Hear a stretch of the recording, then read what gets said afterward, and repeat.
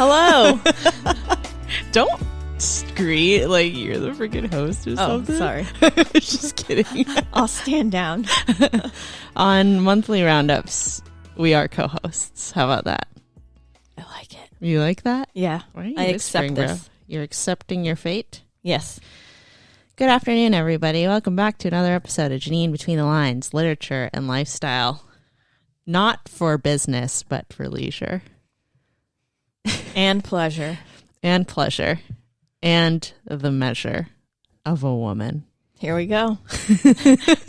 1 minute in. We've got another phrase. Your fate.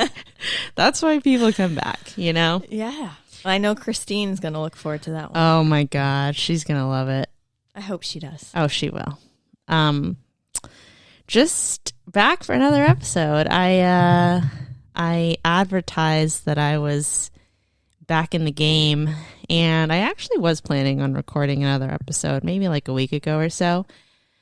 But then I got caught up and I got hella busy, and then I thought it would be a great idea. Actually, it wasn't my idea because Corrine just decided to hijack it, but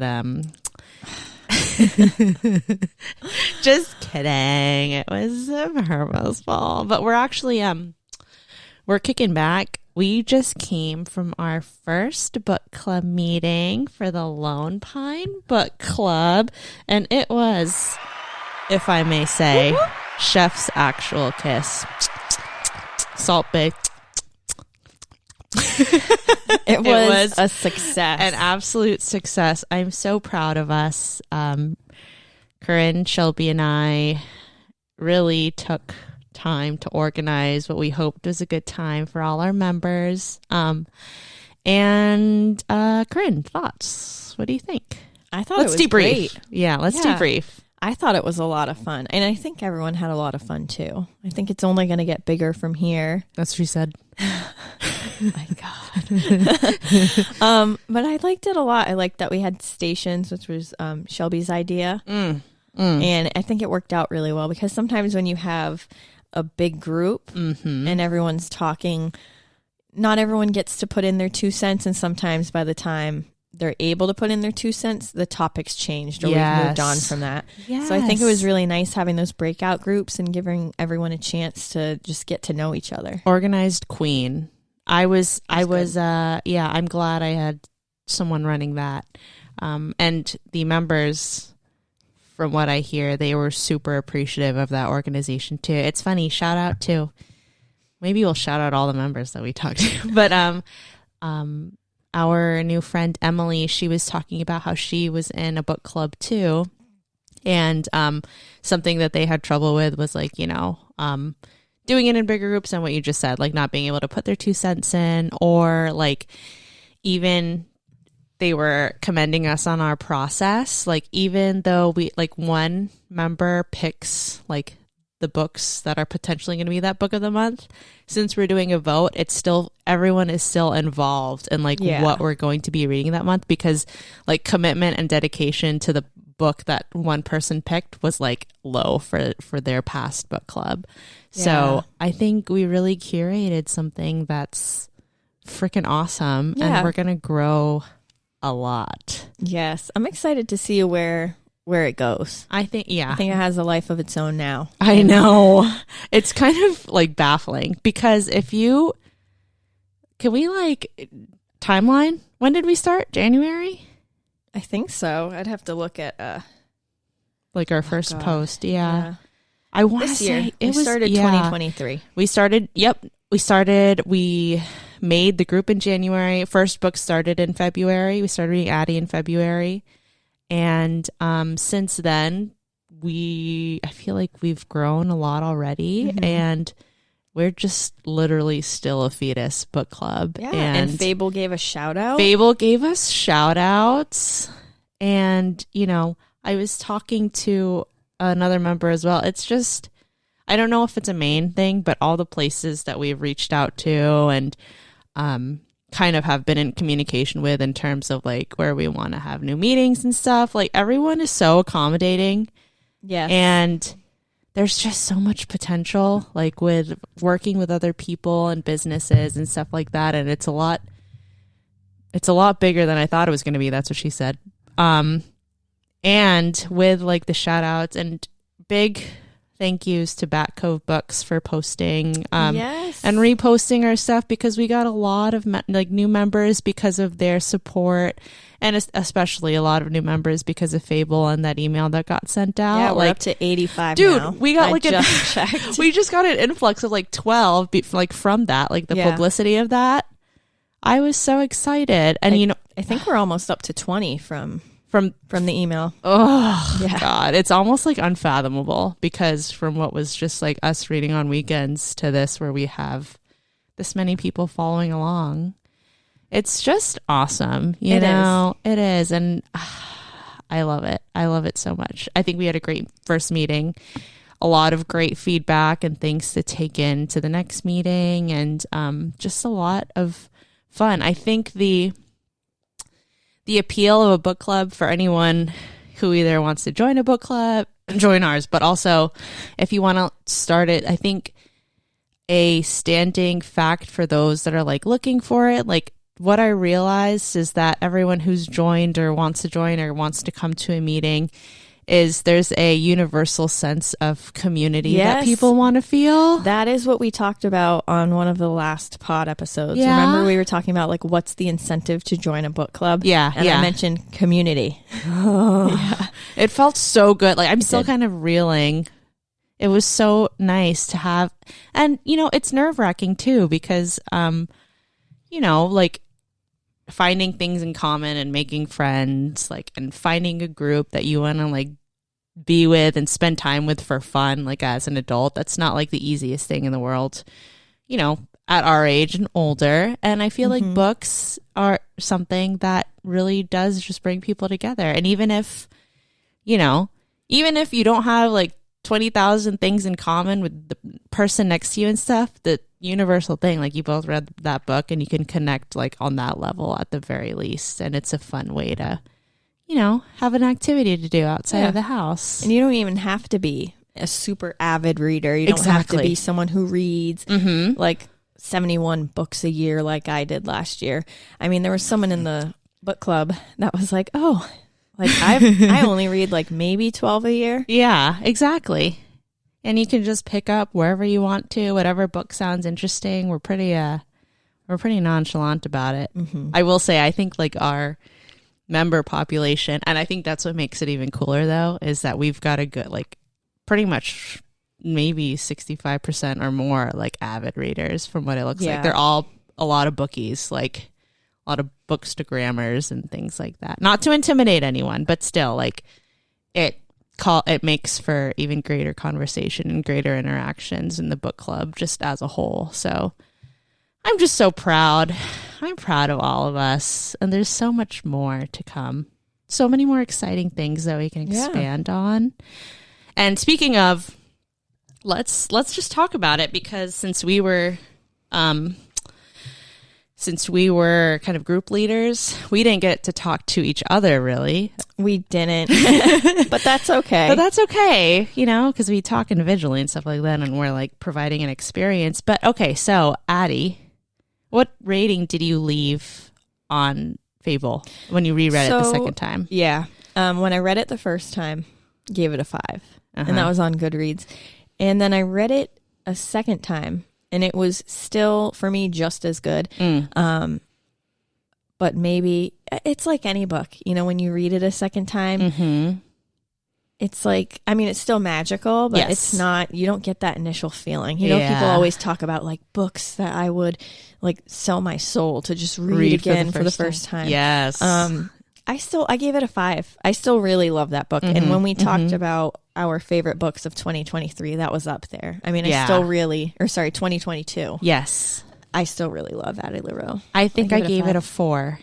Yes. I think you did, yeah. By the time, because it's so funny how I tell myself I'm a control freak and I wanted the book milestones so that I could control everybody and so that we were all reading up to the same point at the same time. But that's never going to happen. With Addie and with our current book, Lessons in Chemistry, I was like, I can't do it. I've got to send it. It's too good. Well, I think Addie was a hard one to do that with because the writing is very poetic, and it just flows. Yes. At least that's how I felt about it. But that might have been a hard one. Yeah. To like and stop. I think you're right, because I feel like if you were to like stop for any reason and you weren't at like a like, you know how it was broken up into parts, like if you didn't stop at a part, you would probably need to go back and see like where you were, because it did jump from like Past, her being present, in Paris and then her being like in present time. So you're right about that. I think it's a little easier to do that with the book we're currently reading. Exactly. Yeah. Yep. Oh, I wish I could talk about that right now.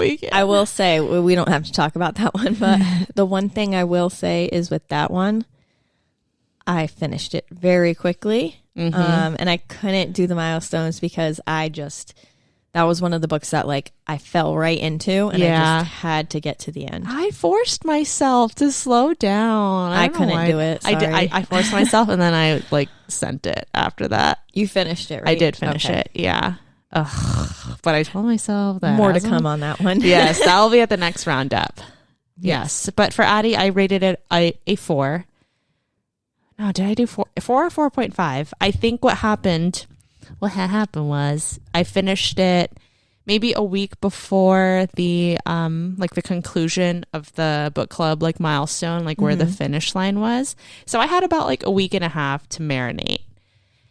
And we also had we were in Canopy in Portland, I think, reading together when I finished it. Oh, yes, I remember that. Yeah, and I was I was going through a time just like reflecting on the end of the book, just about Luke and Henry as a lover, and then Addie as a woman. And I will say, you're right, a very poetic, romantic style of writing, and not something that I was anticipating or like in the genre that I was reading before that. So it was nice. I like V. Schwab's like form of writing. But as I marinated like a rotisserie chicken, I just realized that the Addie's character and then Henry's character, Luke's character stayed the same for me. Like I had like I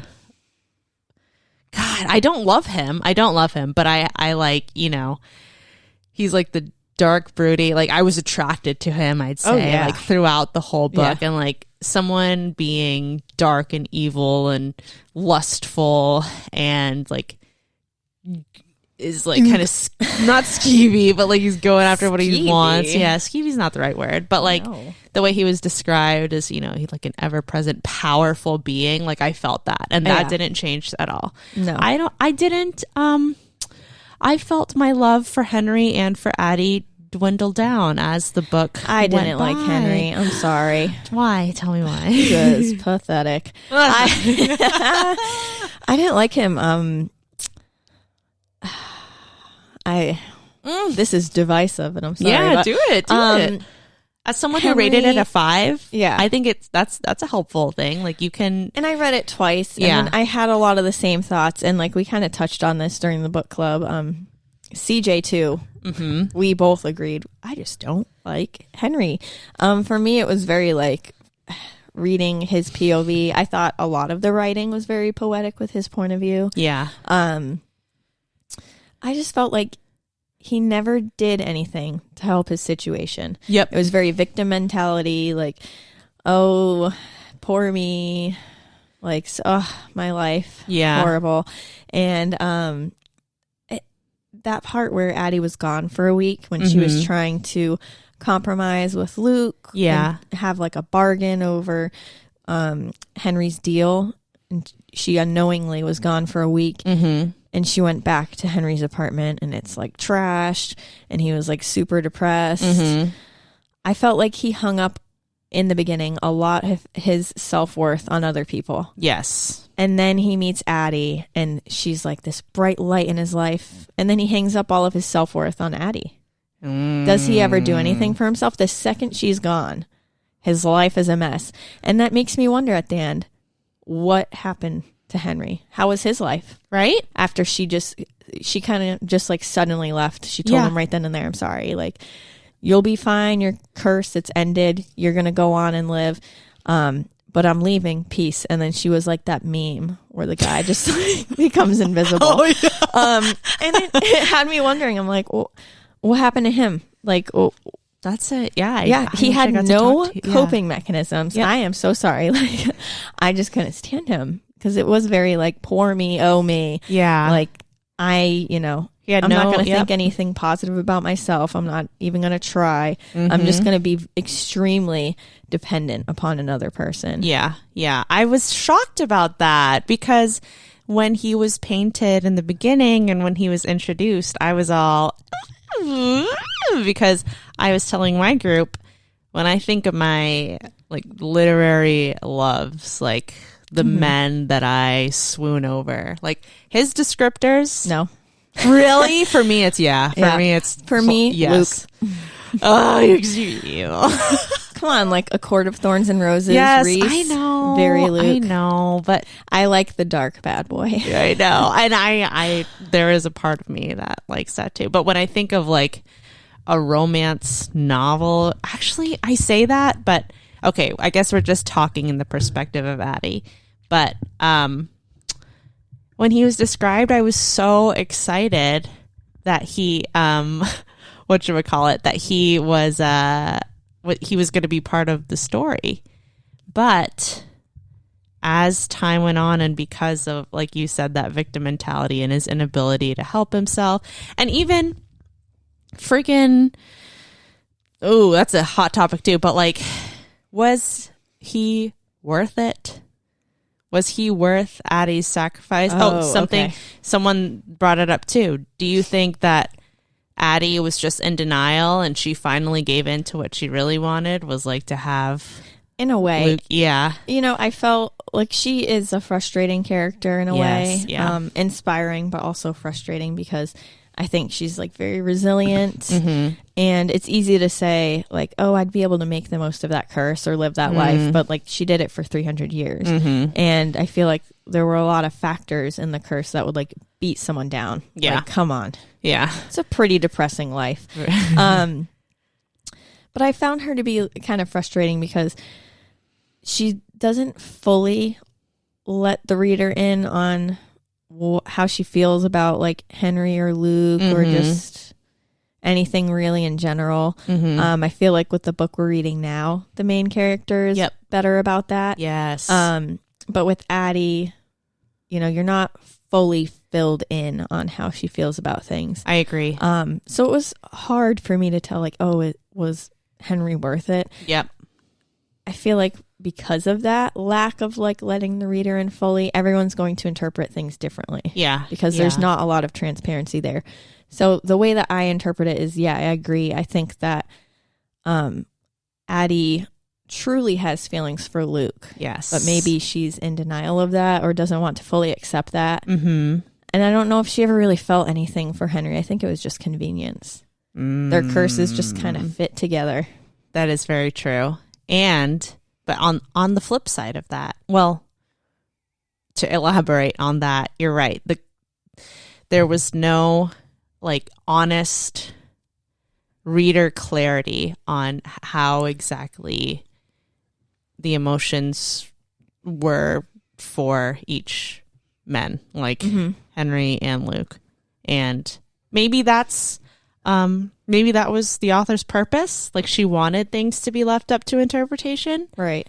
Well, my question to you is, do you think, like, at the end, which was a very like polarizing thing too, because there were a lot of Goodreads reviews that were back and forth about how whether like or not last chapter, whether or not Addie was like this amazing heroine for getting back at Luke and this big plan or anything. But then on the other side, they're like, no, she's not. She gave him what he wanted, and she was in denial. Like that was the other side of it, right? Do you think Luke, like, this is ultimately like getting her soul and having her as a lover for the foreseeable future? Is that ultimately like he has successfully gotten what he wanted, or do you think it will be a situation that she's counting on, like he's going to get tired of me. It was the thrill of the chase.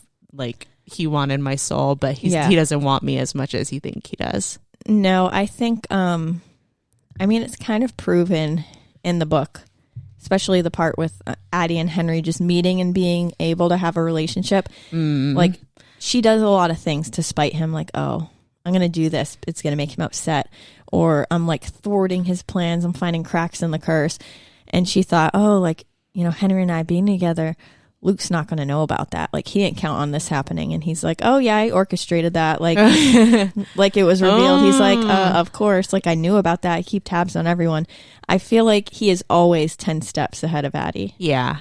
And her putting that little chink in the curse. Like, oh, for as long as you want me, I'll be by your side.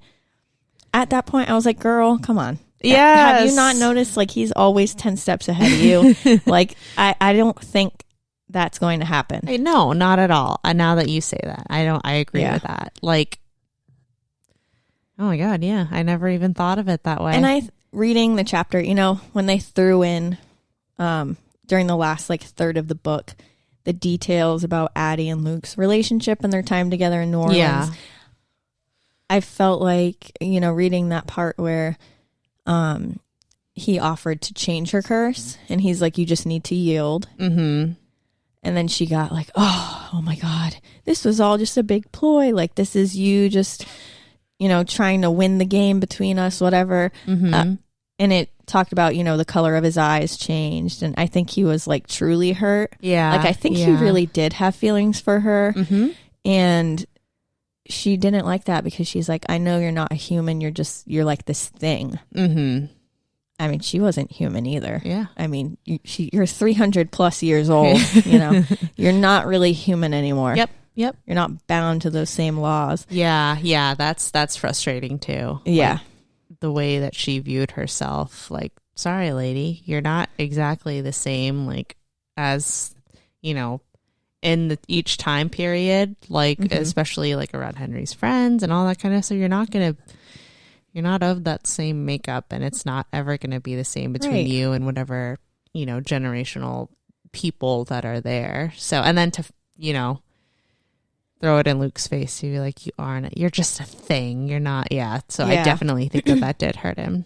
Yeah. Yeah. I think that hurt him. And I don't know. The way I saw it is like, she's in denial. That's the way I interpret it. She's in denial. And yeah, I didn't get a big, like, yes, like at the end, like when she's all, like, in my mind, I envision, like, her being all sassy, like, I found this loophole and I'm the one that's going to win the game. I didn't see it that way. Yeah. I think maybe if she let herself, that's a bigger thing. Like, if she let herself be, like, just be content with Luke, which she was trying to fight the whole time, like telling herself, it's almost like, even like back when they were together in New Orleans, she had to keep reminding herself, he's not this human. He's like this like smoke and shadow trapped in like this body, and he's got a million teeth when he eats someone's soul, like all this stuff. But she's still sleeping with him all the time. Yeah. She's still like living in a house with him. Oh, like, my God. Girl, get over it. Like, you're in love with this entity, and just accept it. Just accept it. Just accept it. Yeah, it's just, and that's the thing too.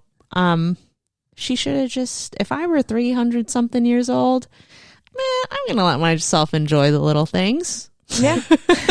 You got a fine being. Just letting us spoil you. You can go wherever you want. Freaking nice romp. Oh my God. Nice eyes. Nice they eyes. Change colors. Yeah. Come on. Appears out of nowhere, sends you drinks as a shadow. Come on. Yes. On a shadow wind. Yeah. Actually, that's Akatar right there. But that is a very astute assessment, I'd say. Like, it's almost like if you have like a girlfriend or something and she's seeing a guy and she's venting to you or something and she's like, oh, he's not good for me though, blah, blah. And then years go by and it's like, he's not. Do you think Luke mistreated her? I definitely think what they had was not exactly healthy. Let's put it that way. But like thinking about it, like how could it be if he's not really human and he's an entity? Yeah. Like, you know, Yeah. all he does is like deal in souls. Is it gonna be healthy when you're with someone like that? You know? Yeah. I don't really know. God, I don't know. It's hard. It's hard to think about. But ultimately, I can definitely say, yeah, Henry's character was like a downhill turn for me as the book progressed. Mm-hmm. I just found him to be annoying. Yeah. Very annoying. Yeah. He's like the teary-eyed emoji. He's like just a sad puppy. And I love puppies, but I didn't love him that way, you know? Yeah. I don't know how to, he was just like kind of very mopey and like just a downer. And yeah. I mean, I do appreciate that he was able to write down Addie's story. Yeah. Yeah. I thought that was great. But otherwise I was like, a question, don't care for him. A question I didn't get to ask you or Shelby. If tell me who you think, like in our world right now, like celebrities, who do you think would play Henry, Luke, and Addie? I guess you'd have to take like looks into account, right? Yeah. Ooh, that's a good one. Who would play Luke well? Someone. I want to look up fan casting. Yeah. I'm Googling it right now. And I want to see if I agree with anything. Let me see. CJ said that Regé Jean Martin, the one from Bridgerton, Get out, Luke. Yeah. Oh, yes. That would be sexy as fudge. Oh, my God. I would probably die. Or even, did you watch season 2 of Bridgerton? Yeah, even like the What's guy his who name? plays Anthony. Oh, my God. Yeah. Oh, my God. Oh, I'm screaming. Oh, maybe I'm so sorry. a I'm good so sorry. Henry would be Dylan O'Brien Let me see. from the Percy Jackson. Yes, movies. that would be a good one. That'd Yeah. be a good Henry. I don't know who would be a good Addie. I don't know who would be a good Addie either. Or a good Luke Aaron Taylor Johnson. Oh, Get out right now. Bullet Train. Oh, stop. Sends me. No. So good. Ooh, or is his name Thomas Doherty? It's the movie The Invitation. He plays Dracula. Oh my God, he'd be a good Luke. Anyone dark and twisty. You want to know what's funny? Yes. Oh, you never watched Van Helsing, did you? Did you watch? I did. I grew up on that. What a good film. Thanks, Mom and Dad. Do you remember? I was thinking of Luke as the Dracula. Ew. I know. I don't know. Ew. No. No. I don't know why. I'm sorry. Absolutely not. No. Oh God. Stop. I can't think. Get some help. Yes. That meme. Is that what it is? Stop. Get some help. Okay, there was one person who said characters. I want to know who a cursed casting for Addie LaRue. I was gonna say who was Like Trish would be the worst. Paytas for Addie LaRue. James Charles for Luke. Hey, sister. and Danny DeVito as Henry. Oh, God. I love Danny DeVito. Jeez. Oh, that's what she said. CJ suggested that Daisy Ridley would be a good Addie. Oh, I love Daisy Ridley. Or, what's her name? I don't want to get this wrong. Daisy Edgar Jones. Who's that? The first movie I saw her in it's a Hulu film called Fresh with Sebastian Stan. Daisy. So good. Ridley Jones. No, Daisy Edgar Jones. And she also was in Where the Crawdads Sing. I haven't seen that. Actually, it's funny. She's also in Normal People, which I think was a book into a film. Oh, so she's done 2 books to films. And she's that I know British. of. Yeah. Oh, she's beautiful. She's got some nice eyes. Nice big eyes. Does she have 7 freckles that look like stars? She can. Oh, yeah, she is stunning. Look at those doe eyes. I think she'd be a good Addie. I concur. I agree. I think ultimately our book club, the overall rating was It's like a 4.1. 4.1. Yeah. Yep. And it was funny for all the reasons we just mentioned. That was why every time Corrine and I would look in the chat, we would be like, who rated it low? And it was Allison. She's one of the ones who rated it like a 1 or a 2. Yeah. And it was pretty much for all those reasons. She didn't like a lot of the character development. Yeah. Felt it was slow paced as well. Yeah. But if you're looking for a book club and for heated discussions about what goes down. Oh, you want to know too? So let's talk about the app. And Fable? Yeah, so I got a lot of feedback that people appreciate the idea that the Fable app is like not the mecca, but it's like the place where we do like most of our interaction. Yep. And Instagram is good for just like the announcements and yes. like what's going down, and for people that like lightly want to follow or simply just want a book to read and like want to know what we're reading like as a suggestion. Right. And yeah, I didn't get anything negative about that. And it looks like they are doing like a few updates and stuff like that. And now I think they did it before, but if you're looking for a book and it's not uploaded on theirs, you can just email them and they will add the book like to the roster. Nice. So you could send it. I know one of the picks for the most recent person. Yeah. It wasn't in there. Was not in there. Yeah. But overall, I'm absolutely happy. I think that's a good general rating, like a 4.1. Yeah. For the whole thing. Thank you for suggesting, you and Shelby, for suggesting that for the first book. Shelby and I love that book. I know. Y'all are both 5s out of 5s for it. Yes. Oh, God. One of the many. So on the next part of our episode, stay tuned because we're going to have I think what we're going to start doing is just a monthly roundup of the books that we read. Yeah, reading roundup. A little reading roundup. Mm-hmm. Reading roundup. Like reading Rainbow. The DMX version. Love that. So we're going to go over some of the books that we read last month or like the past couple months up to this point and maybe make it a thing. If you like these kind of episodes, then let me know. So I can tell Corrine either she can come back on or she can shove it. So I'll shove it. I know you like to shove it. Yeah, well, you like to pinch. Okay. We'll be back in a little bit.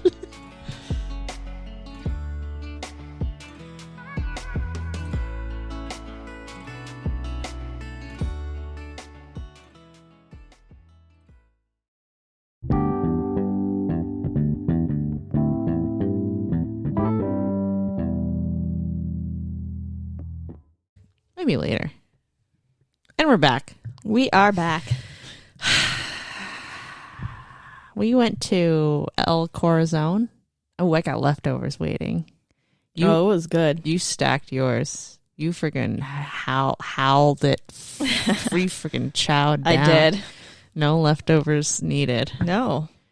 Right then and there. Right then Fresh. and there. Fresh and hot. Yeah? You like it a little fresh and hot? I don't really like leftovers. I like having leftovers. Well, actually, it depends on the cuisine. I don't know. I feel like with restaurant food, leftovers, it gets pretty dicey sometimes. I mean, I don't have an air fryer. Maybe that changes things, but like fries, come on. Reheat them, soggy, gross. That's where you're goofing. Why don't you have an air fryer? Where are you? Living in 2010? I think it's because part of me is stubborn and I refuse to give in. No, what's that word? Someone help. To conform. I'm refusing to conform. I was like you for a while. I'm putting my foot down. Oh my not God. Gonna conform. You with Harry Potter. What is it? It's gonna take you 29 years to freaking buy an air fryer. By then, there will be like 10 new things out. Like it's gonna be an air fryer, oven, like air restaurant. Fry yourself. Yeah, air fryer, the baby incubator. Air fry the baby? No, like an incubator. Okay. Oh my God.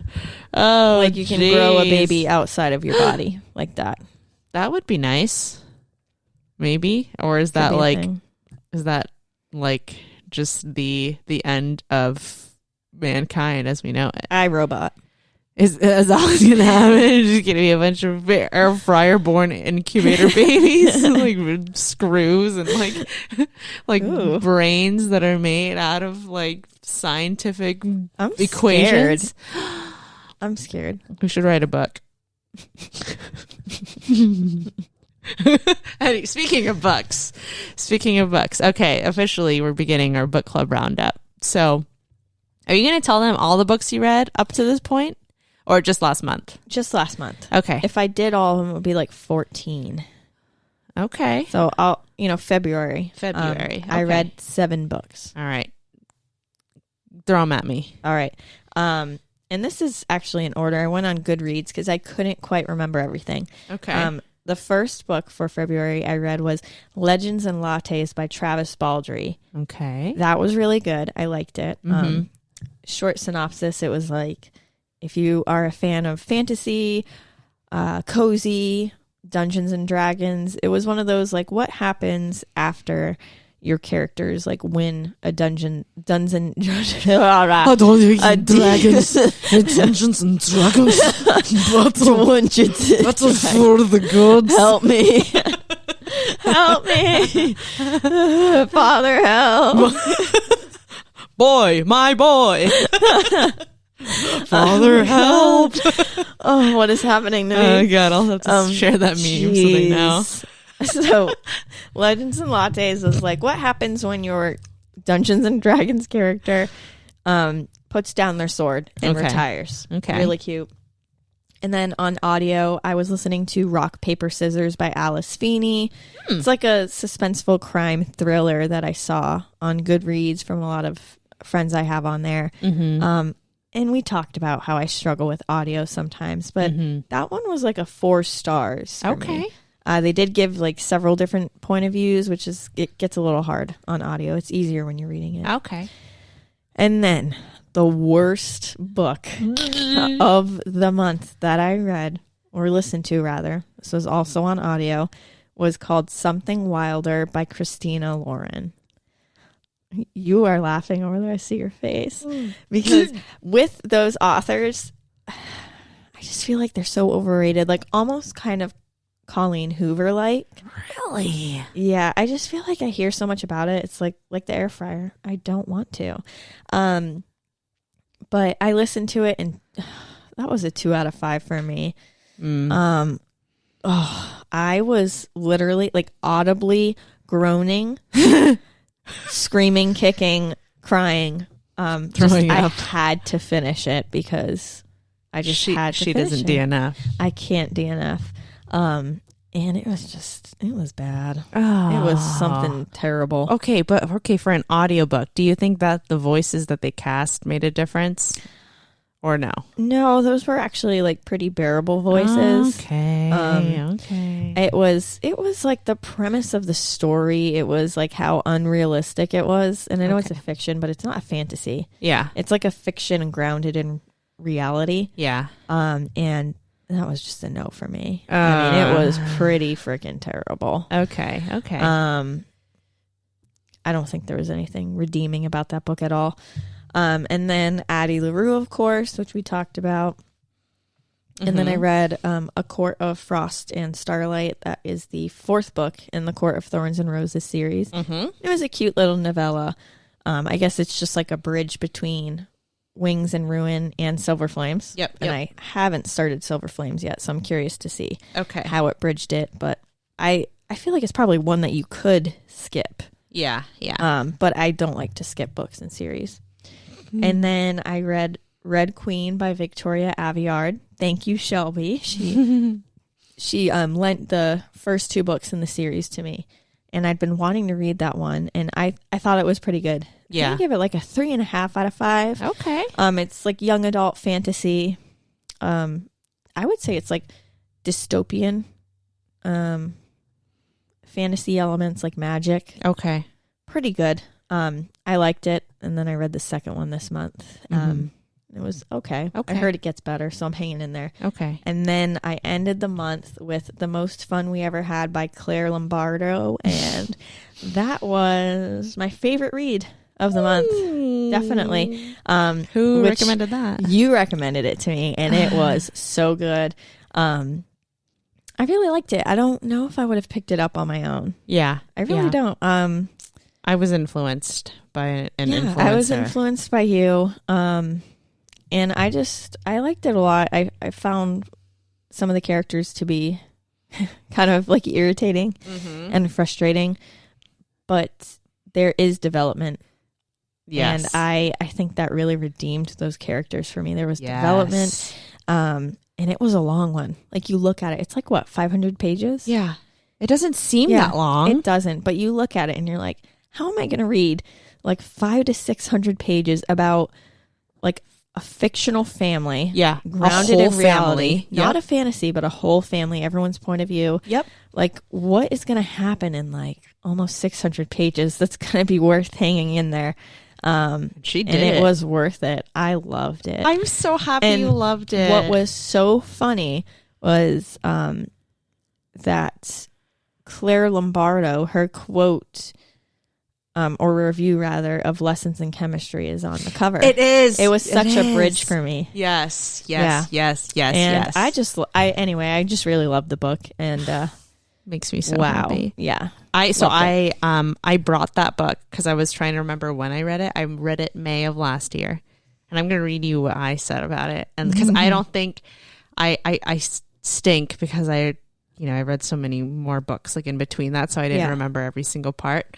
So I said it was such a complex, juicy, heartstrings pulling book that really put me in an emotional state. You were emotional when you finished it. I was emotional throughout the book as well. Yes. I said each of the characters were so thoughtfully crafted, and the dynamic with each of the sisters and the parents were unfathomably, addictively human. I think what made me so excited was the fact that both you and I, like when you started reading, you were like, I don't like this character. I don't like Wendy. I don't like her. And then as we kept reading, we were like, I think the reason why I don't like them, and it's kind of an uncomfortable feeling, is because I relate to some of their struggles. And I think that's just a call to how well she wrote, how well Claire Lombardo described, set the tone for these characters. Yeah. It was uncomfortable, reading about it. It was uncomfortable because reading it, I could read Throne of Glass and love Aelin and her character and be like, oh, I relate to that. Like, oh, she's so strong. Like the positive qualities, right? Yeah. Or taking like the negative qualities and spinning it into something positive. I'm used to that. But when it came to this book, it was like, okay. I had a realization. I was like, wow, I really don't like that character. And they really irk me because, oh my God, I relate to that. But I've been there? It's negative quality about myself. And part of that book is facing those parts of yourself. Yes, I agree. Which I just really liked it. There's a lot to say about that book. Yeah. And I felt like it kind of related to Anxious People by Frederick Bachman. Did I read Anxious People? I don't think you did. I don't think I did. I read that was Beartown. also I don't necessarily want to say a family drama because there are several families in there, but individuals as well. I just felt like that one was also about people and how people relate to each other. I forgot to tell you this when you were reading the book too, but the second part of my review that I did, I said that I especially enjoyed David and Marilyn's relationship and the concept of imperfect love and how love can hurt and suck and rip you apart, but also how that same connection you share with your person is the most precious and fragile and coveted jewel that we could ever experience in this lifetime. What a thorough review. You didn't know me back then, but it's here. Isn't that true? Because I distinctly remember parts where it was those times that when you're at your wit's end with your partner and where I could rip my partner's head off, or if I'm so frustrated or I feel Teddy and I have been together for almost 4 or 5 years, I think. And yeah, like there are things about him and there are things about me that like we frustrate each other and we feel like, oh my God, are you kidding me? And there are just maybe like I can't really think of like at the moment like dire things that have been like a make or break for us or anything like that. But in that book, like with David and Marilyn, I feel like I might have highlighted or had a sticky note at the time where they were just talking about how you don't love your partner all the time. And it was just like there are times when you just, you know, you're not going to like each other at all. And like there are parts where like you don't recognize them or like what they're doing and it's not something that you love. But when the chips are all down, like ultimately that's your person and you're going to stick through them like through and through. And I thought that was beautiful and heartbreaking and frustrating too. But like it's very true. Like worst comes to worst, you know, I always can depend on Teddy. He's always going to love me, even if he hates me sometimes. So, and then the conclusion, I said, this summer, I've never put a book down, clutched my heart, and pitifully, tearfully sighed so many times while reading, like I did this I did that. Yeah, I did that a lot. I would like go, oh my God, like audibly say something and just like cry a little. I love it. Is that the most recent? That was the final one you read in February? February? Was the final. That's how I closed out the month. Oh, okay. And what are you reading now? Oh, currently I'm finishing up The Woman in Cabin 10 by Ruth Ware. Ooh. I almost finished it last night. I was about, I don't know, like 20 pages from the end. And then I sadly fell asleep on the couch. I was just so tired. You're exhausted. I was exhausted. I had been up since like 4 that morning. And it was like 9 p.m.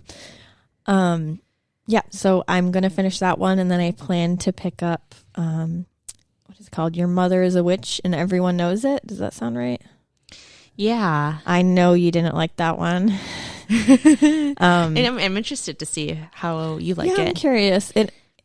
Knowing that you didn't like it and you gave it 2 stars, I flipped to the back of the book, not to read the last page, but just to see how many pages it was, and it's like under 300. Yeah. So that's pretty doable for me. Okay. Hopefully. We'll see. 200 pages could be like long, but yeah. I'm just hoping. I don't know, maybe knowing that you really didn't like it, that might kind of ease it for me. Yeah. Like I might expect it to be one of 2 pretty ways. horrible. I don't know. We'll see. We'll see. Yeah, so you have the opposite. If you told me you really didn't like a book, I still wouldn't want to read it. I would be like, no, I'm not even going to pick it up because I trust your recommendations. I bet I'm not going to like it. But I picked it up. It's with me. It's in this bag right now. 3 feet from me. Evidence, you know I don't like it if I don't even want to keep it on my bookcase. I just gave it to gave it to Scarborough. You said anybody free to a good home. And I got any that home. I didn't even get that like cheaply. I went to Bull Moose and bought it full price. Brand new. Yeah. It was like $28 probably. And then some tax. Yes. And you're like, I'm not even going to sell this thing. This thing is so bad. I'm just going to throw it in the shelf. No. Next to a Nora Roberts. A Danielle Steele. Oh, sorry. Yeah, Danielle Steele. Oh, God. That woman. Oh, my God. Jeez. I don't know who she is as a person. I'm so excited. Now we get to talk about it in the roundup. See how you like it next month. I'm scared. Oh my God. Are you going to start? You're starting it next after the book you finish? I can easily finish The Woman in Cabin 10 this weekend and start that one next. Okay. I'm glad. Might be another one that I'm going to like fight to not DNF. I don't know. It's not that bad. You want to know why I picked it? Is because I like a genre. I don't know if you know that I love. But I love like 1800s, 1700s witch hunts. I love like I have not read one of those. Oh my God. Have you seen The Witch with Anya Taylor-Joy? I have. It's terrifying. Love that movie, and I love the end. I love when he's like, "Wouldst thou like to taste?" Stop. It's scary. Don't whisper like that. Wouldst thou like? Does it again. I love that. I have to let you borrow The Manning Tree Witches. So good. I did a review on that one too. It's hiding behind there, but holy crap, you have to take that one home. Okay? I'm down. Okay. All right. What about you? What did you read last month? Oh my God. I didn't count, and I'm just going from my Instagram archives. I bet it was like 7 or 8. I think so. Yeah. I think I'm on 17 out of 30 for my yearly goal. I have to put my yearly goal up because I'm going to pass that quick. I only did. You are. But you don't have to touch it. Like last year, I way surpassed it. Like I set 35. Yeah. But I like doubled that. And I didn't change it. And, you know, the goal was that many books. And if I get past that, that's fine. I'm not going to push myself harder. Okay. That's a good idea. I don't want to put too much pressure on myself. Yeah. Okay. So if I'm starting the ones I finished in February, first one was Ninth House by Leigh Bardugo. Mm-hmm. God, that was good. I do plan on reading that, but I have so many other series that I kind of need to do those first. So good. So unexpectedly good. Like fantasy and dark magic and strong heroine. Love that. Strong female characters. And again, kind of like how I insinuated with A Winter's Promise. Like there's like a tone of love between two characters and deep care and emotion, but it's not like overbearing like and like Peeta and Katniss. Yeah, it's not like it's tension. It's tension. Love me some tension. And the thing is though, there's no third book yet. There has to be a third book, and like they're building it.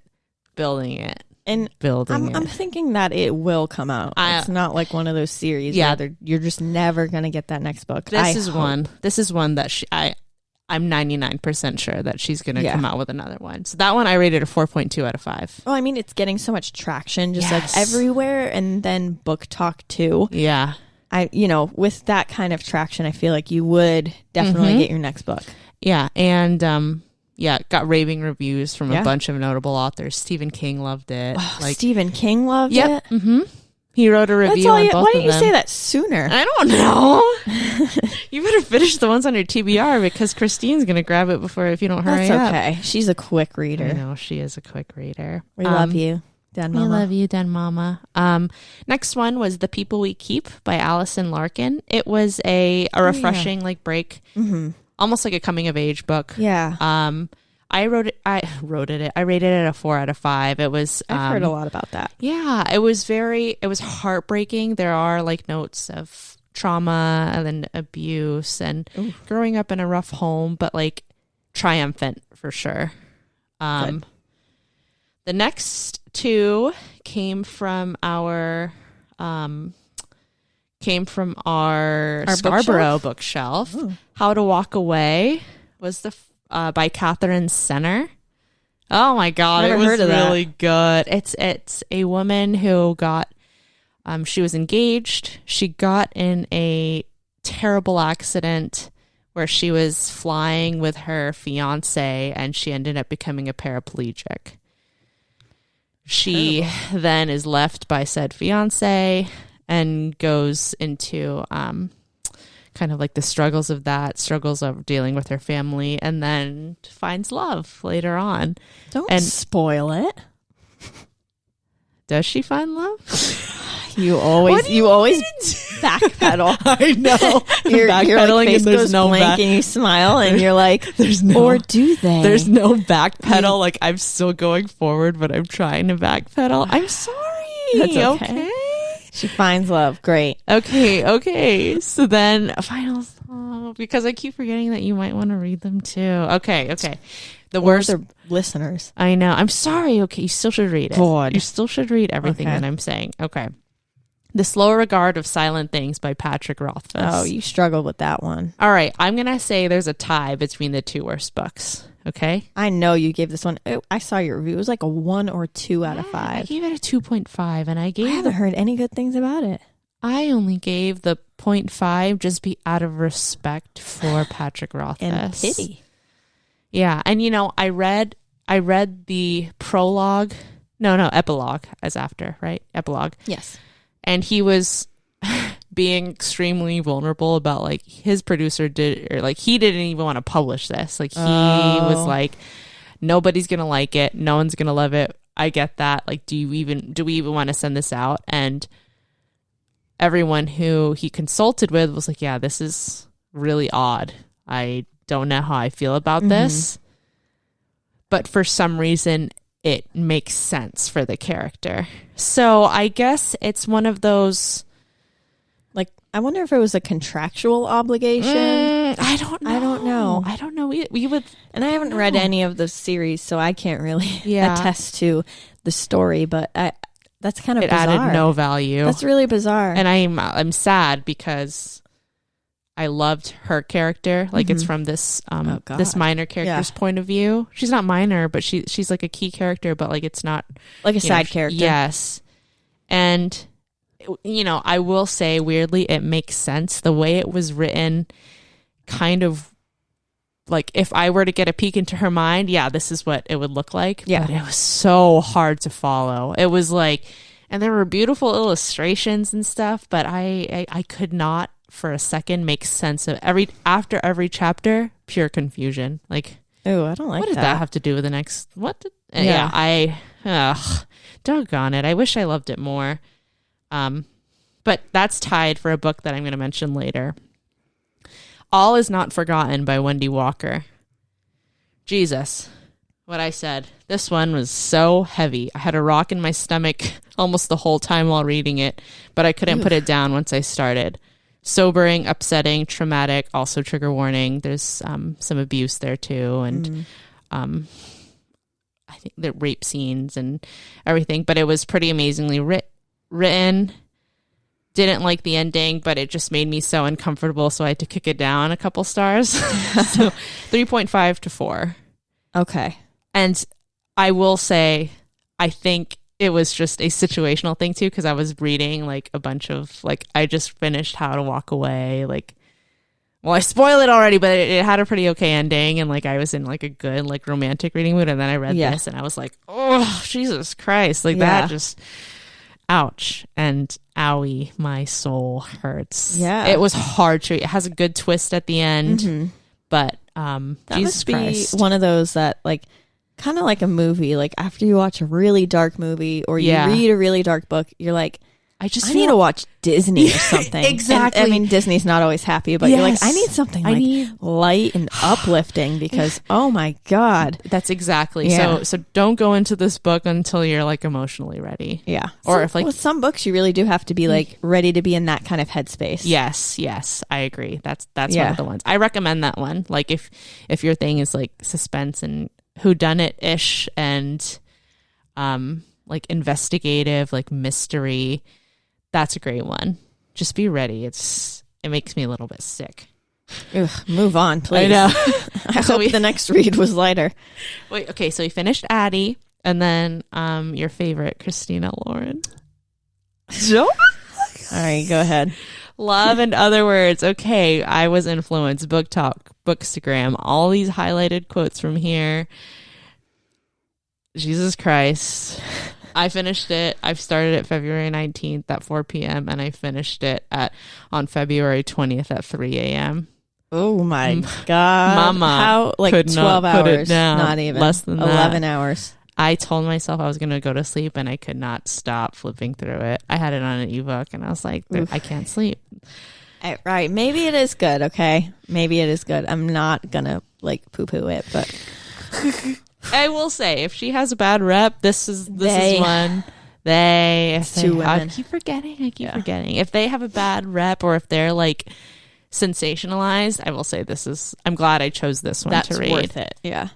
I gave it a 4.4. Maybe I'll give it a try. Begrudgingly. I said I've been on a roll with these sappy romances. Love that it gave me the perfect amount of spice.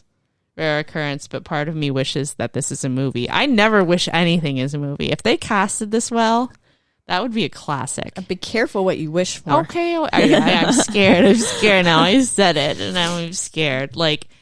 That one was definitely a coming of age. Yeah. Beautiful. Oh, but here's the thing, too. This is what I want to ask you. Actually, let me finish my books first. Yeah. Make sure you remind me to come back to that when we talk about coming of age stuff. Will do. Let's see. Then I finished Hellbent, the second book in Leigh Bardugo's series, and the final book that tied for the worst book. Ooh. Actually, no. What was this? This is the worst book. This is my lowest rating worse? ever. Did you see this? Did you look at this? No, you want to know what it was? Oh, God. Den of Vipers. Oh, yeah, I did see. Yeah, I saw that. Yeah. I didn't. Okay. What was so terrible about it? That it was repetitive with the spicy scenes? That, and it was cringe. Really? You want to know what was cringe about it? What? Okay, so let me give you some background. This is the smuttiest book I've ever read. Oh. Yeah. Okay. Like, as in, like, every chapter was Jesus. something. Like, you don't have enough Post-it notes. Yeah. I didn't need it. The Amazon would be crying. The trees would be weeping. Yes. I didn't even need it, but, like, when I say the smuttiest, like, as in 4 guys, 1 gal. Oh, my God. Yeah, and need I say more? No, and it was the dirtiest, like, filthiest I've read. But the content, other than that, was just poor. Yes, and Any character writing, No. not really. Okay. The attempt at character development, there was character development, but it was overshadowed by the need to always be having sex. And, like, ew, oh my God, like, You literally just went, ew. Like, when you think of people who are, like, fake in love, like, overly in love. Yeah. Like, oh, like, they're so amazing. They saved my life. It was just weird. Yeah, like, weird. Like, everyone was in love with her. And but then there was, like, mafia type storyline in the back that was, like, kind of weird and predictable. Like, that's pretty terrible. It got bad. I almost DNF'd it. Yeah. I was like, I can't take this anymore. I was Jesus. like trying to flip so fast through the rest of it because it was. You're like, this again? Anytime a spicy scene came up, yes. This again? Oh my God. And they all called her, like, they all had these weird pet names for her. Oh, no. Oh my God. Can I give you a hot take? Yeah. I might have felt that way about the Hades Persephone. What is that series Interesting. name? Like a Game of Fate? Yeah. I don't know. I just, like, didn't love Hades' character. Persephone kind of grew on me, but I felt like they acted like high schoolers. And there was like, okay, like 88% of the problems that are occurring in your relationship would be solved if you just talk to each other. Yeah. Like, and you're supposed to be like this immortal who's been alive for, I don't even know how long, forever. Yeah. Since the dawn of time. And like, what? And he was like always thinking about, like, you know, wanting to have sex. Like, that was all that he thought about. And I'm like, okay. Oh gosh. So yeah. So I'd read it and be like, this again. This isn't one you want to pick up. Like, everyone knows your mother's a witch. That one I can see you trying to see why I would give that such a low rating. This one, don't do it. Okay. Don't do it. Okay. It's not worth it. Okay, yeah. It's not worth the impact on your eyes, I'd say. I did not like it at all. I'm glad I didn't pay any money for it. It was free? Yeah, I got on Kindle Unlimited. Oh, okay. It was already uploaded to my library. So, and so the books that I'm reading right now.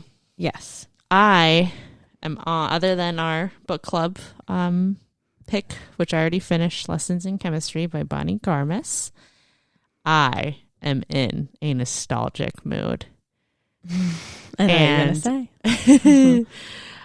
I'm in the process of reading The Time Quartet by Madeline L'Engle, a Wrinkle in Time series. So are you going to read like the first one and then go straight into the second? Like, you're just going to read the series like completely? Yes, I'm on book 2. It's such, like, why was I never a rereader? Like, what is this, your second time reading it? I would say I probably read it 2 or 3 times when I was in middle school, high school, but then I haven't picked it up. This could be like your 4th time reading the series. Yeah, it's probably been it's been 10 plus years since I picked this up. I mean, that's how I am with Harry Potter. I read the books, oh goodness, like middle school. elementary school through middle school. Okay. And the last book I had read was the 5th book, Harry Potter and the Order of the Phoenix. I did not read the 6th or 7th. I think I was just so upset by, spoiler alert, Sirius Black's death. And I was so upset with that. And I think I kind of like stopped reading at that point in time. Stopped reading the series. And then I picked it back up for my first reread of the series last year. And read it all in entirety. My God.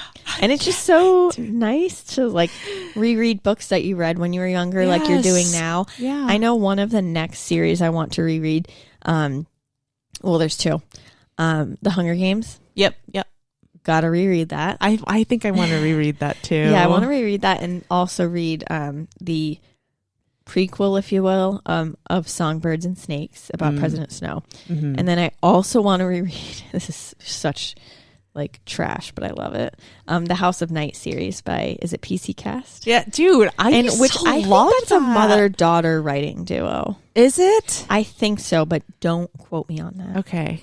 I remember seeing those books, like, and it was almost like they were so good. That was like fan fiction before I started reading fan fiction. Is there I'm thinking of a series. It was like these like girls. It was like The Click. Did you read The Click?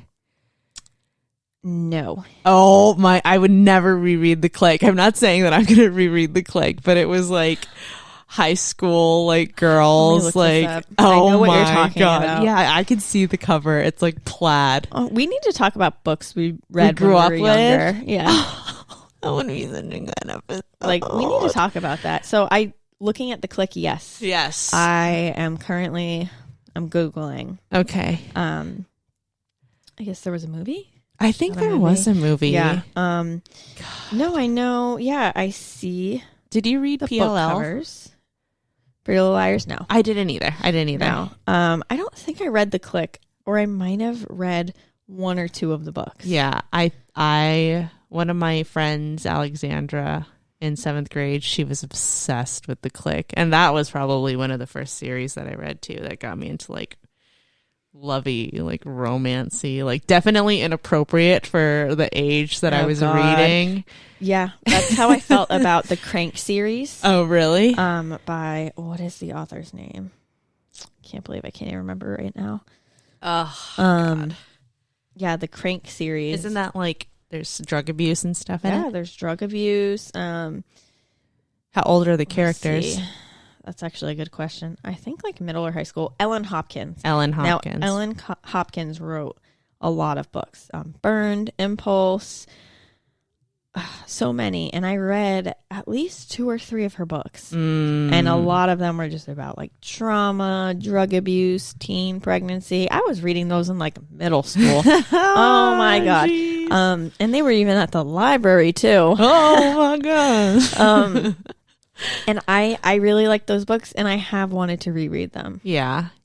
I like being on the second book. I'm on A Wind in the Door, and just, God, it is such a beautiful feeling, like remembering the names of these characters, and it's so unique. This is like, God, this was my introduction to loving fantasy, I think, because I never read Harry Potter growing up.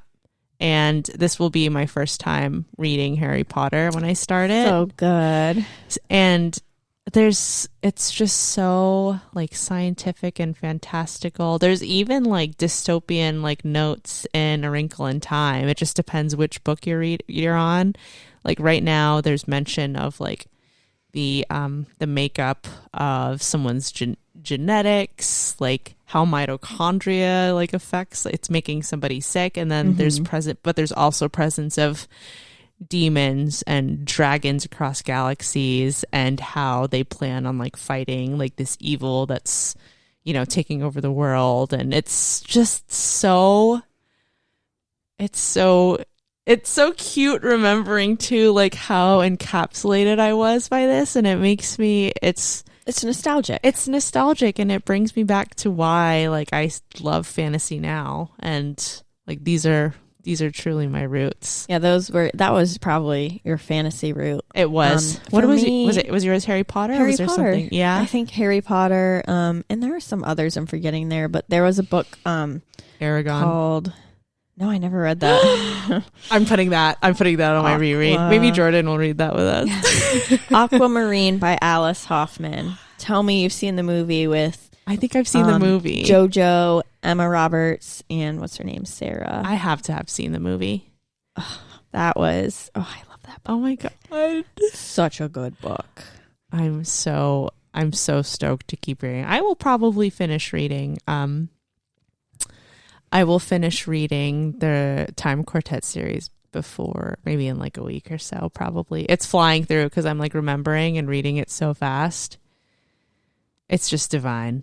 If I like the writing, you can tell it's targeted more. Like, of course, that has changed as I've gotten older, but it doesn't take away like the entertainment and like the weight that I feel of it just reading it now. There's so many like heroic and like noble like themes and stuff, and it makes like heroes, you know what I mean? Like setting examples of like the kind of like person you want to be, and like, oh my God, it's so good. It's the best. It's the best.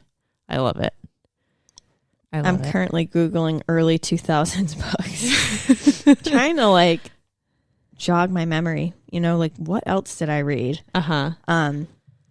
Because I was a reader back then, and I am now, but there was a period where it kind of like fell off from reading, and I think a lot of that had to do with like school. I agree. And just not having time to like read for fun, you know, when you have so much homework.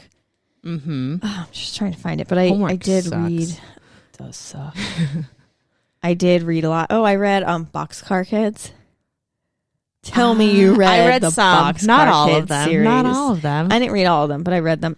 Series of Unfortunate Events. Yes, loved those books. That's a route. That's a fantasy route of like what I love now. I loved the covers. Yes. What was the baby's name? Violet? Yeah.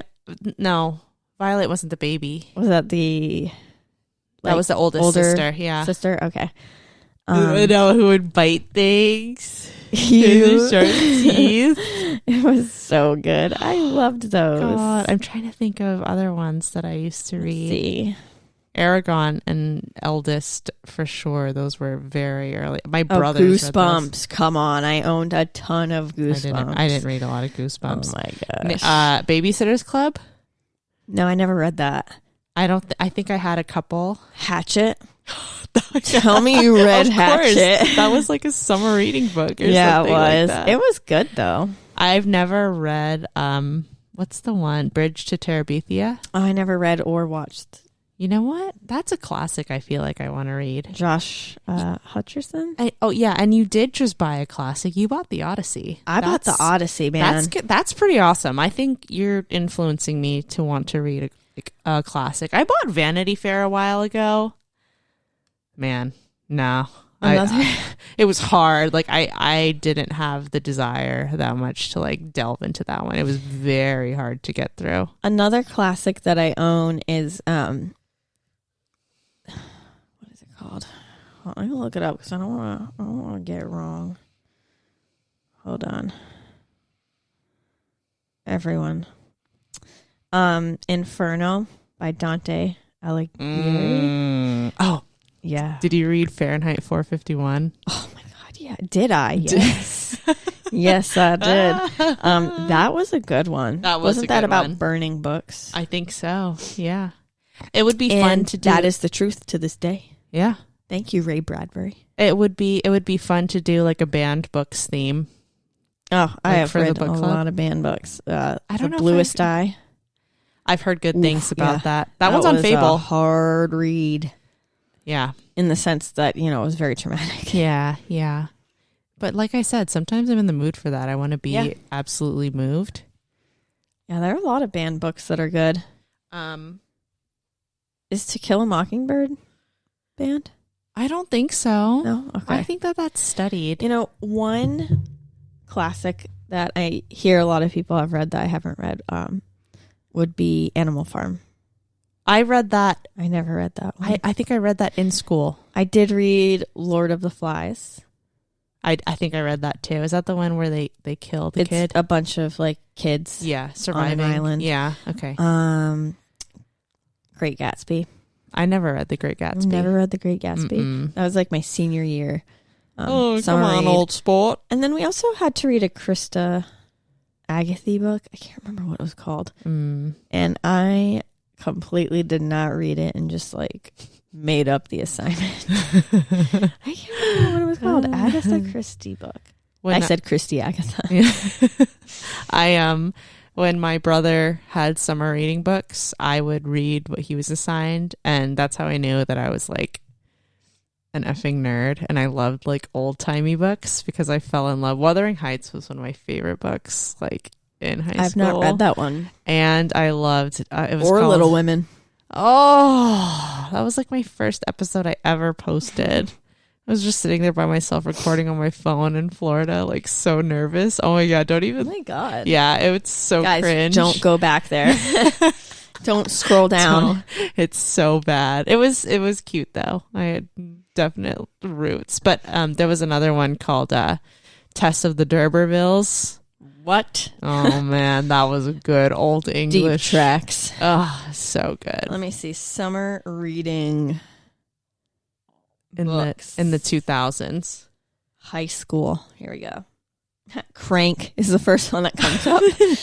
Oh my God. Oh, here's a book I read and it was not required. I just wanted to read it. It was called Fever 1793.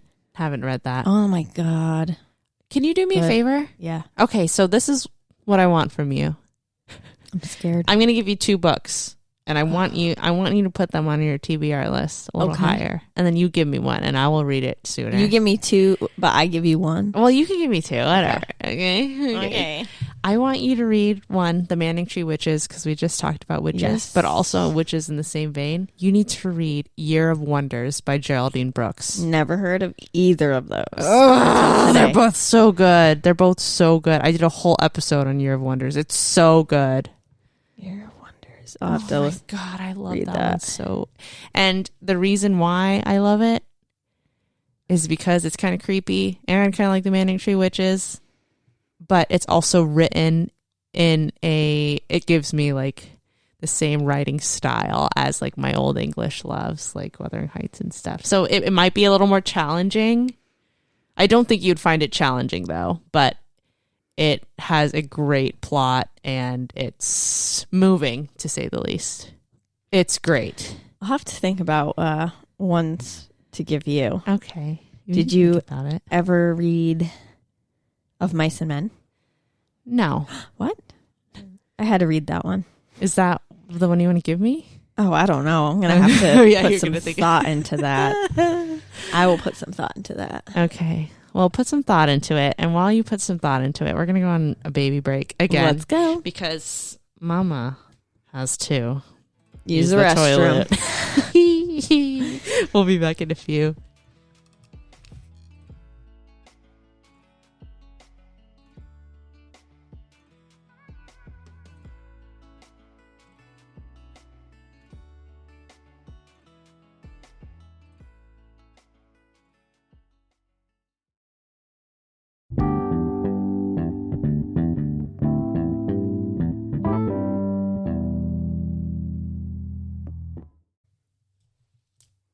Oh, hi, everyone. Sorry, I thought there was going to be music. No, I'm sorry. I'm so sorry.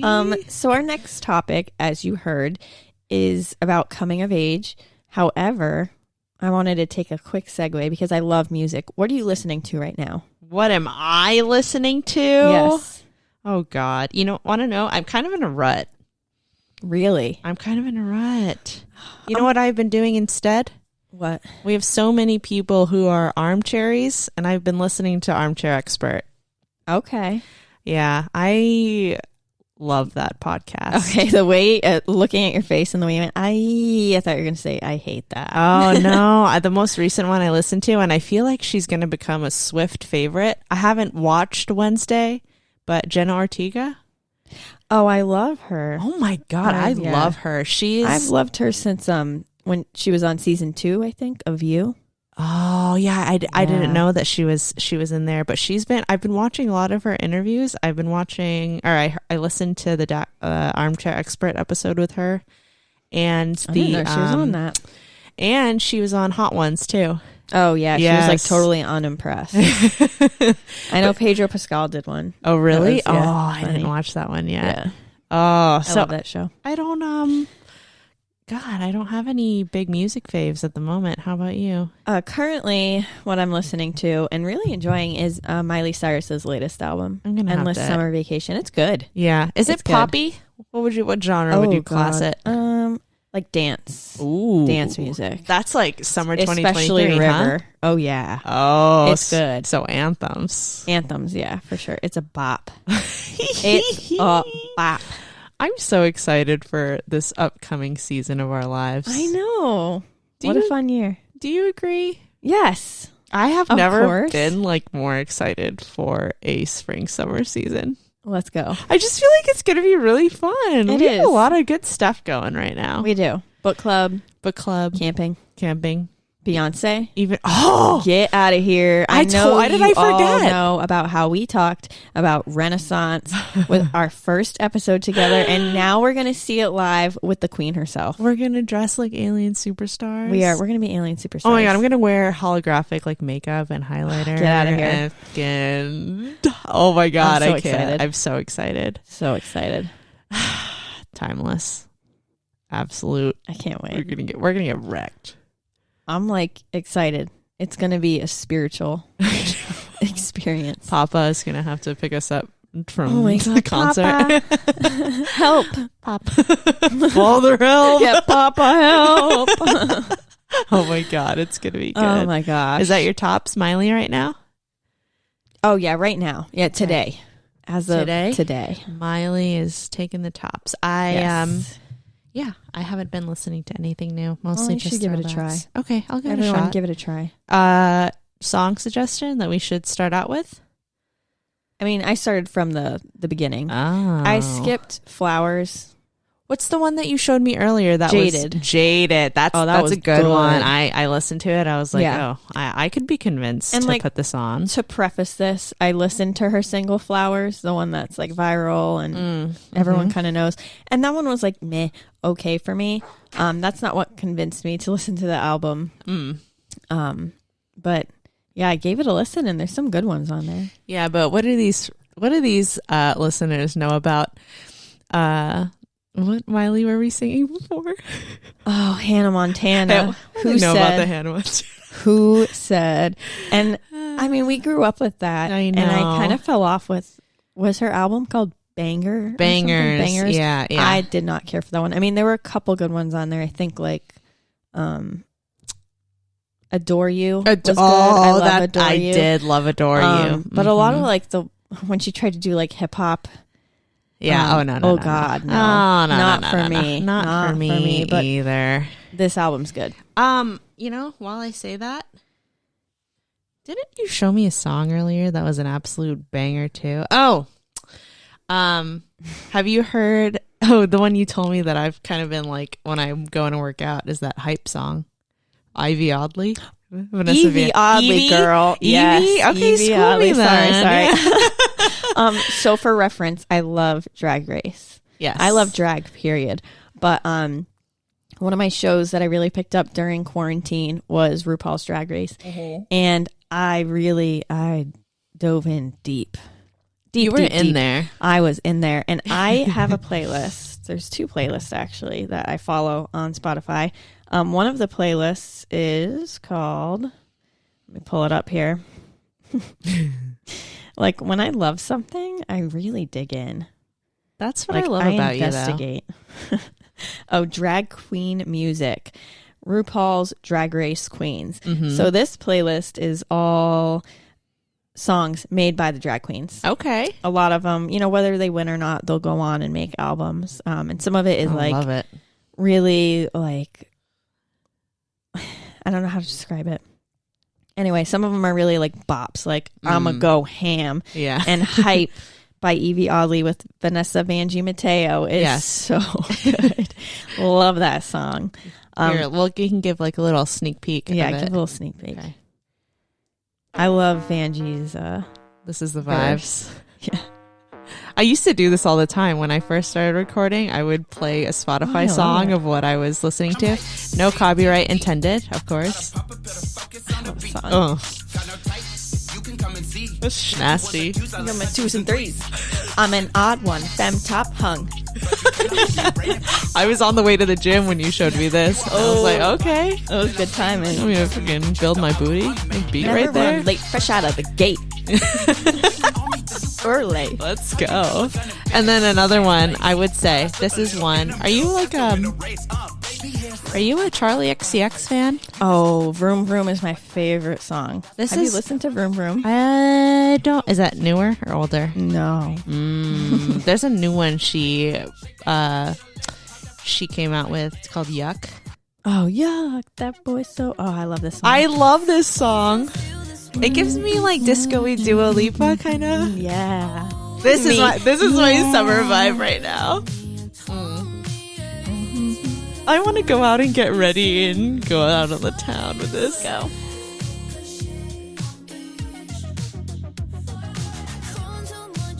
My heart.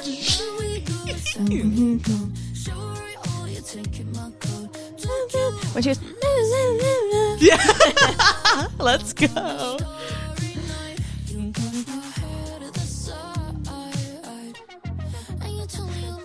Yuck! That boy's so pretty. Oh, I love that one. Yuck! Put on Vroom Vroom for a hot second. Vroom Vroom for a hot second. So the other Drag Race playlist I listen to is the lip sync songs. Every song that they've ever lip synced. I see. Have you ever seen a lip sync? Yeah. Mm-hmm. From Drag Race? Not from Drag Race. I'm gonna have to show you several, but they are coming soon. Oh my god, so good. This one? Oh, yeah, right there. Have you heard Lock It? Yes. Do you know that one? Lock it, lock it, lock it. Yeah. Lock it. I like that one. Right here.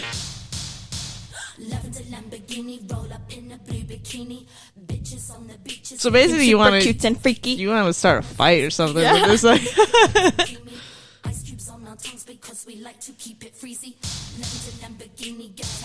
right side. We're gonna have to tell our listeners what are you guys feeling music wise right now? Is there a drop it right here?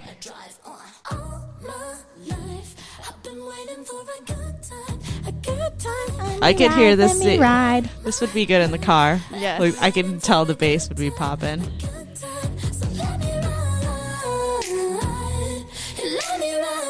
Again, no copyright intended. Spotify, no infringement. Vroom, vroom. Oh yeah, it's called Vroom Vroom, so we have to hear a Vroom Vroom. So let's ride. Vroom vroom. Bitches know they can't catch me. Oh, okay. Vroom vroom. Oh, I love it. I love it. That I love good. it. I love it. Charlie XCX does have some bangers. Like she does. She's like when I hear some of her singles, it gets me in a mode for sure. And I think she has been a judge on Drag Race. I'm not sure. My friend, I told you that. My best friend Addie, her and one of our other friends, Chantel, they are obsessed. Drag Race is like culture. Love watching it. Yeah. Love it. Yeah. And she would always ask me like if I was going to watch it or not. I just haven't gotten into it. That's the next thing. Yeah. After Hunger Games. Okay. Now tell me what was our concluding topic for tonight? Our concluding topic, you know, and this comes back to the books that we're reading, is coming of age. I mean, just even like what a genre that phrase, like what a bop. What a time of your life, you know. You know, it's like classic books, movies about coming of age, and then actually experiencing it yourself.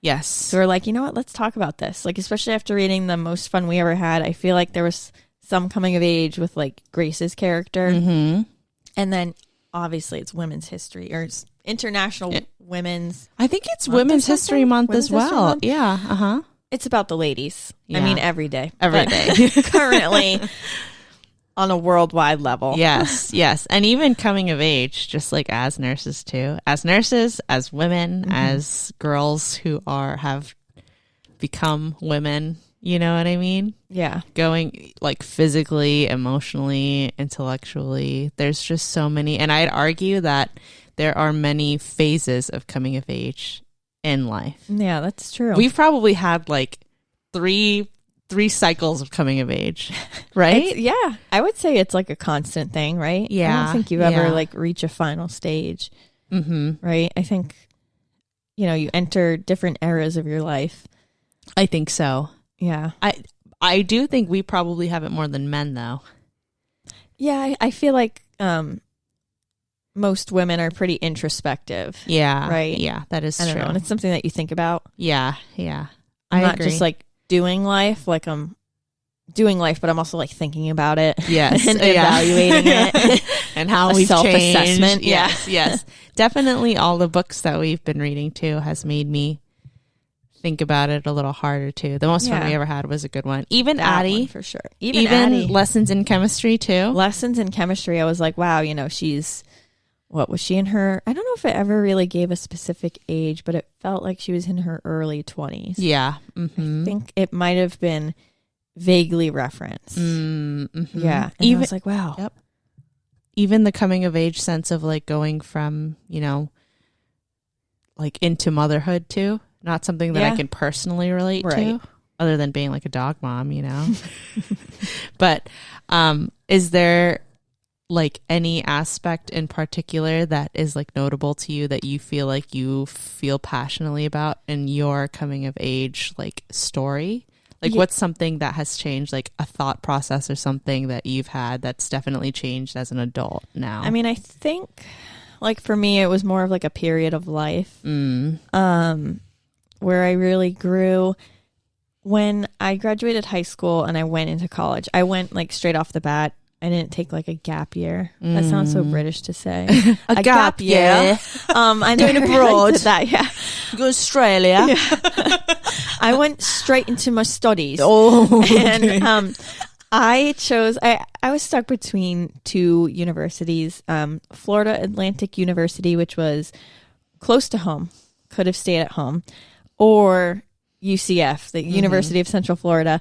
And I just, why are you rolling your eyes? I don't know. Just the thought of you at FAU seems so wrong. It felt wrong. And they even offered me a scholarship. I did not get offered one at UCF, but I was like, you know what? I'm ready for the next phase of my life. I want to be close to home where I could go, visit for a weekend or a break, but still far enough away where like I have to do life on my own. I like left the nest. That's exactly completely. how I felt. Yep. Yes. And when I was in college, I don't think there was really enough time to really reflect on things because you're so busy. Like I started off with biomed before moving into nursing. This is something you never told me. Biomed. Okay. I am telling you, I was pre-med. I took, oh my God, there was one semester, this was the turning point for me.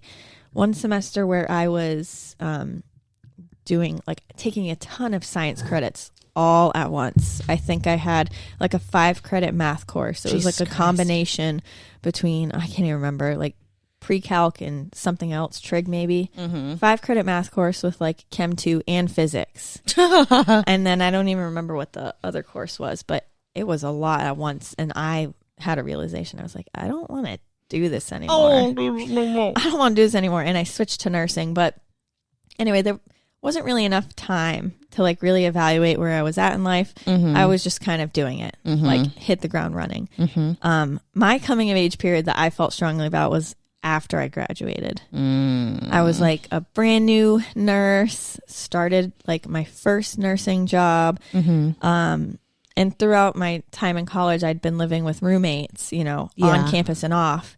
But I got a new roommate who I knew from the hospital I was working at in the ER. We decided to live together. We got we rented out a cute little house in downtown Orlando.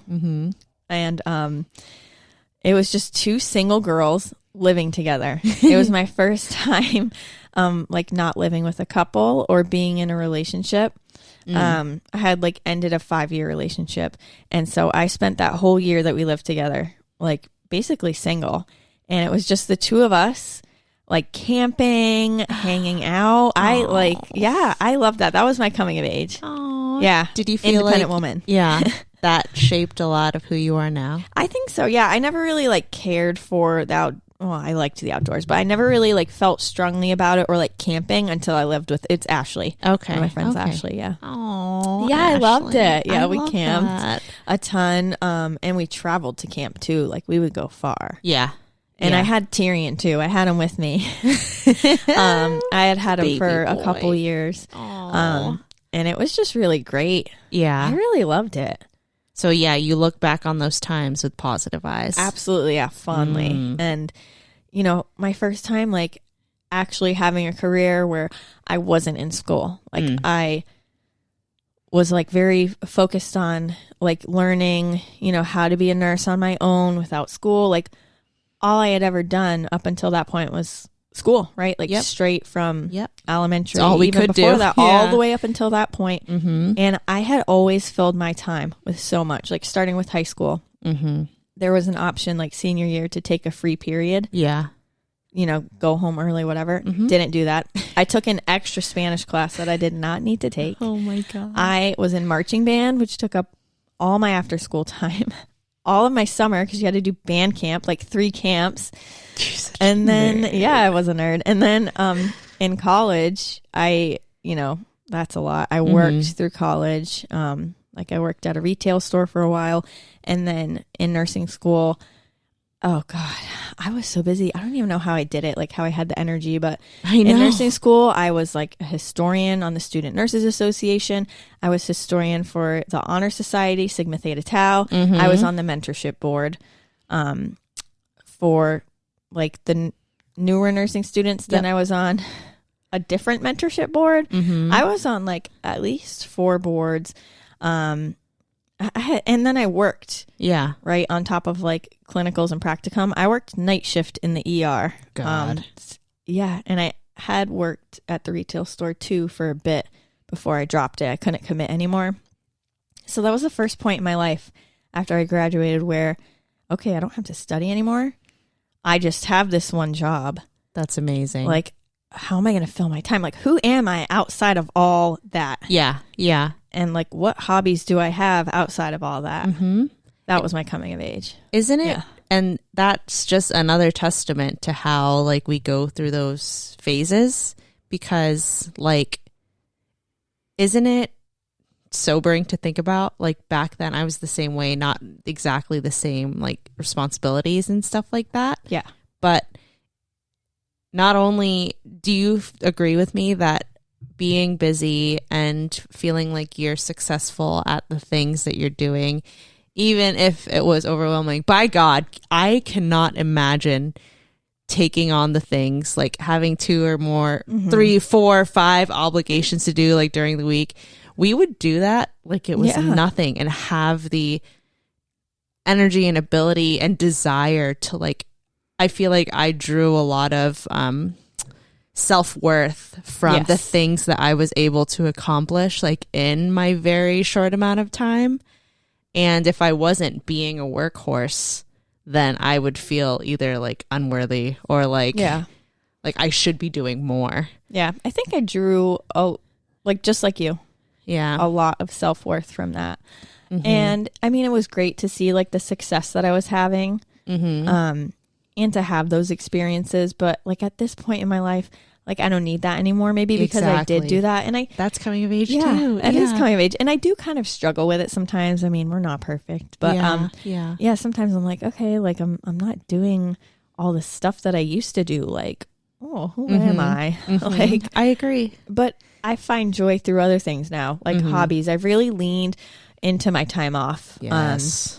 Which I had always kind of made that point, like after I graduated, all right, like now I have time off. Like, who am I and what am I going to do? Like, instead of picking up a ton of things to do related to like my career or nursing, like, who am I outside of that? Like, what am I going to do outside of that? Yeah. And that's who you are. Yeah. Yeah. Because like you said earlier, the things that you've been like working through and stuff, or prior to this, like everything was derived from like our profession and like our jobs and stuff. Yes. So now it's interesting. And again, with cycles, isn't it? I feel like more recently, there's been an influx of conversations surrounding like hustle culture. And that's something that we were dealing with back then too. Like hustle culture. Just the thought of that, like being busy and having millions of things to do is the key to success or like happiness, or like the whole notion of work now in your 20s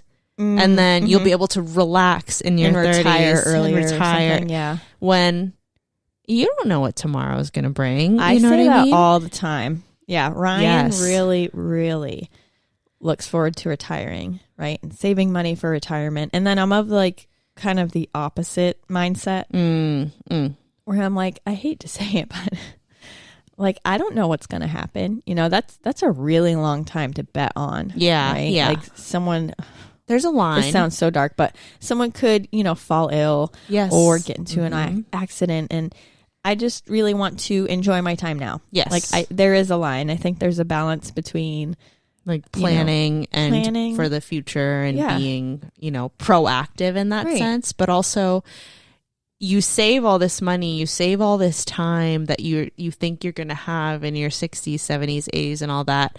But another thing to think about, like while you have the ability physically now, the body and the energy and the desire to like go out and do these adventurous things, you're not going to have that when you're, you know, older and less capable. So why not capitalize and make the most of what you have now? Yeah. I mean, there's no guarantee. Exactly. There's literally no guarantee. And I did hear a story. I don't know. I can't recall the specifics, but the gist of it was this, you know, one person was very excited for retirement, finally reached the point in their life where they were able to retire, and like shortly after retiring, like fell ill with a horrible diagnosis and passed away. And it wasn't even like a year out from retirement.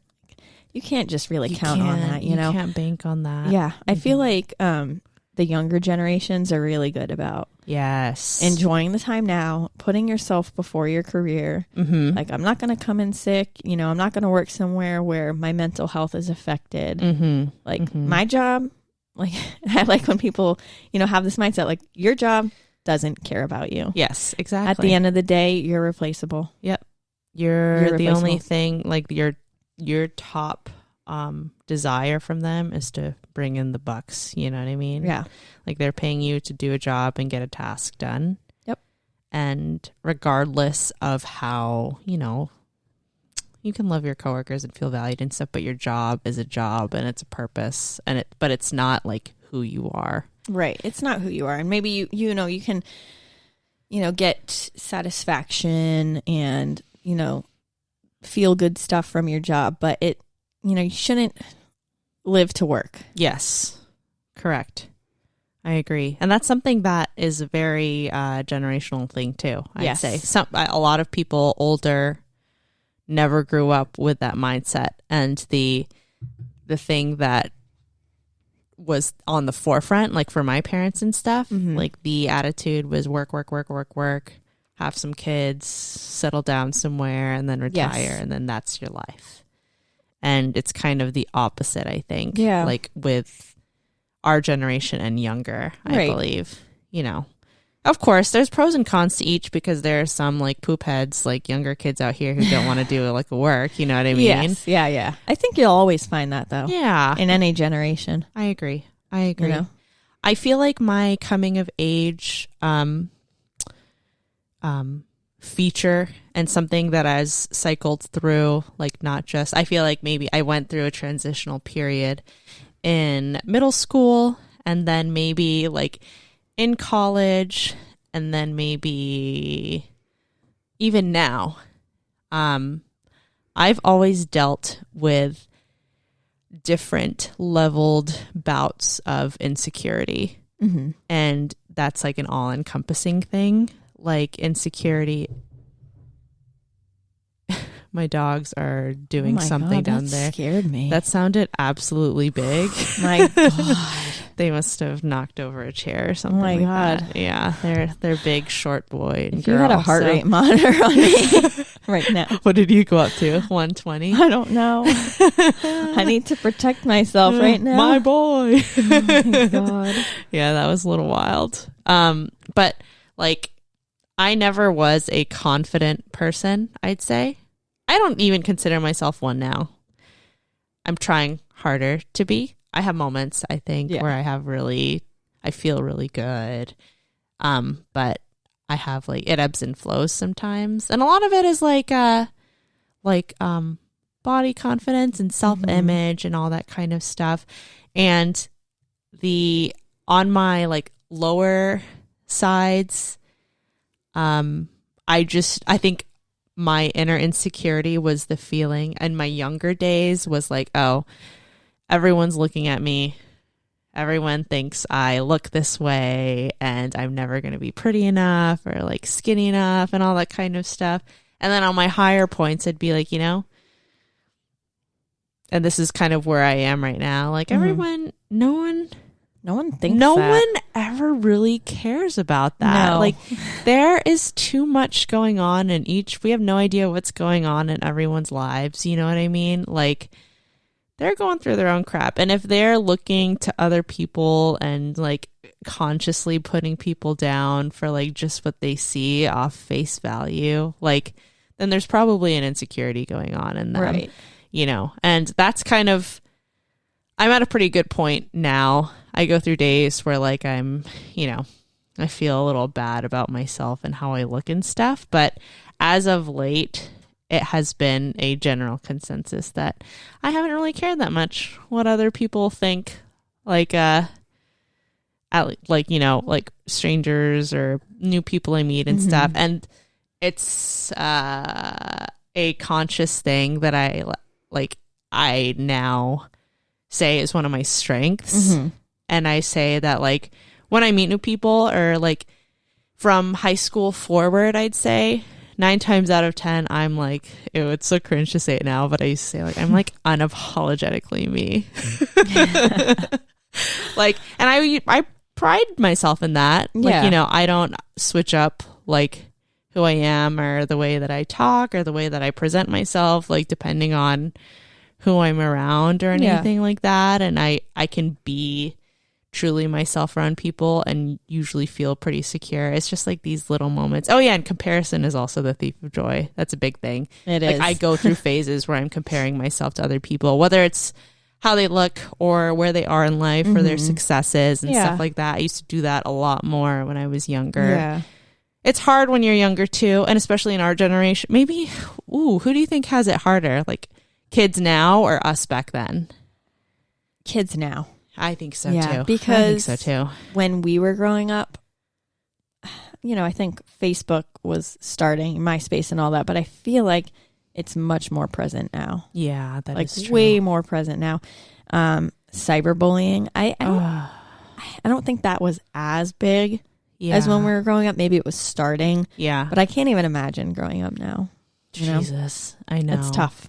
And like not only do they have it's a pro and a con, the amount of access that they have to everything, like information and photos and news and all that kind of stuff. But like that would definitely have an impact on my confidence if I was growing up in this generation. Absolutely. And like, I think people are trying to debunk it, but there's only so much that you can prevent from people's like kids and stuff seeing and like what kids are smart. Like I've heard people talk about it, like family members and people at work, like, you could put, the tracker on for your kid's like iPhone, but they're going to say, okay, my battery, it died, and turn it off, right? Because I've heard about that story with a family member, like, there's only so much you can do. Yeah. Like, kids are smart. Kids are smart. They'll find a way. Where there's a will, there's a way. Yes. You know what I mean? Yeah. I think that's probably a thing that I go through in phases. And then just to briefly touch on it, definitely my tolerance for bull snitch. Yeah. Bull snitch. You know me. Yeah, it's lower. It's so much lower. And good for you. Yeah. Thank you. Good for you. Thank you. Really. Good for you. Good for you. I think everyone should be that way. I haven't always been this way. No, and I think it's like a growing pain. Yeah. So first, a little off topic, but I want to put it on record. I never thought those things about you when I first met you. Those negative thoughts that you had. What do you mean? You know, talking about like how you feel about your image and all that. I never thought that about you. And remember, I didn't feel warm and fuzzy when I met you either. And you know, I think it's like it's the same way for me too, right? Yeah. Like I have those thoughts too sometimes. Yeah. I know I always come off as like, oh, she's confident. Yeah, you whatever. do. I know I do, but I think I'm good at like projecting it maybe. I don't know, because that's something I've worked on. Yeah. And like I have moments where I'm like, oh, I don't really like that about myself. Yeah. Whether it's like a personality thing, yeah, or like an image thing, but I think it's just natural to have those feelings too. Yeah. Okay. You know. Yeah. But yes, going back to the low tolerance for bull snitch, as you put it. You like that? Yeah, I like that. I feel like that's something with like growing pains. I think I used to tolerate a lot more, and I don't know when the switch flipped for me. I really don't. I feel like this one switch for me. This one has to have been a switch. Like something, there was like an event, and then it was like after this, no more. Yeah, I don't know. I would say maybe it was like high school, maybe college, that I was like, I'm just not going to put up with this anymore. Like, I'm sorry, but like if it is toxic to deal with this situation or person or whatever, then I'm not going to deal with it. Yeah. Yeah. I think that in our late 20s, approaching 30s, we've reached the point. Maybe it was farther back then, but we're just too old for it now. Yeah. Life is too short, I feel, to surround yourself with people who don't support you, don't bring you happiness and or joy. And of course, like realistically, people are people. We're human. We're going to be around people and be in situations, you know, that maybe upset us, or like, you know, it's not sunshines and roses all the time, like with your friends, with your family, even the people you surround yourself with. But like, if it's like a continuous thing, or if it's something that like ups, like I just don't put myself in situations anymore. Like same. That will bring me like either like sadness or like make me uncomfortable. Like that's not the way to go these days. And I used to, like, I remember distinctly like making sacrifices to either like be around people in order to like appease someone, or like go like dragging my feet somewhere because like I told them I would go or something, or I would be around these people like for their sake or something. But now it's just like I back to what you were saying, I value my free time too much now to dedicate it anywhere that isn't like conducive to like my life and making it better. I want to be around people who make me happy and make me like a better person. That's the thing, is that like at this point, you know, talking about coming of age, like at this point in your life, my life, our lives, like I've done a lot of like self-work and like, you know, self-identity, like, you know, discovering who I am. Like I'm at that point in my life where it's about self-preservation. Like if your friendship, relationship, just you as a person, if it's not beneficial to me and it like brings me down and it's not, you know, something that I need in my life, I'm just not going to do it. I don't have to. I shouldn't have to. Family, friend, human, no obligation. It's a divisive opinion, but that's the way I run my life, and I'm happy with it. It's our choice. It's your choice. Like, I just love that for myself, like knowing who I am and, being able to look outside the bounds of, expectations of society. Yes. Like, whether it's, forcing yourself to keep people in your life or having an expectation of you're a woman or a human or person. You're going to grow up, get married, have kids, do the whole thing. Like, you're not bound to anything. No, not at all. And that is the key. Yes. I'm learning that now more than ever. Yes. It's hard, and especially being someone who used to identify with the archetype that I was a people pleaser. Like I definitely. It's hard to pull away from. It is. Yeah. And I used to be too. Yeah. Believe it or not. I don't know if you think that looking at me now, knowing me now. But I used to be a people pleaser. I think we're very alike. Yes. Like you're a little older than me. And I'm following. I won like 2 years. He's notable. But yeah, I mean, I look up to you. I look up to you too. Weird. Down to you? No. Up to you. No, I do. I do look up to you. We see eye to eye. We look to each other. Yes. We. I look to you. Yes, I look to you as well. I glean a lot of my strength. I'm like, oh. And sometimes when I go to you for advice, it's like I know the outcome. You know what I'm going to say. And same with Shelby too, both of you guys. Yeah. Like, God, man, I know the answer, but I'm like, I just need someone to say it. Yeah. I just have to hear it. Yeah. And that is like a wisdom thing, I think. And like, there are still situations where I feel like I need counseling. Yeah. Because you've probably been through something that I haven't, and it makes me feel more at ease to know that I'm taking the right direction. Yeah. And I mean, no one can tell you what to do for yourself, but we can give like our opinion. Yeah, and that's past important experiences. Too. Yeah, that's like.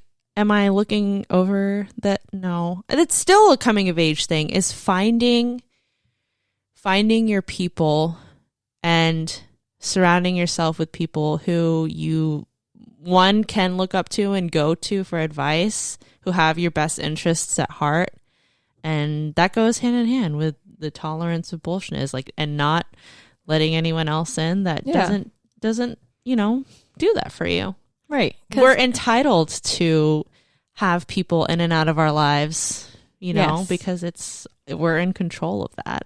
I mean, I don't think it's selfish, No. Like I said, it's like you do a lot of work on yourself. You're like kind of working through like who you are and what you want in your life, and you shouldn't feel forced to keep anything in it. Yeah. And and vice versa. I don't beg people for like inclusion in their lives and their journeys. Right.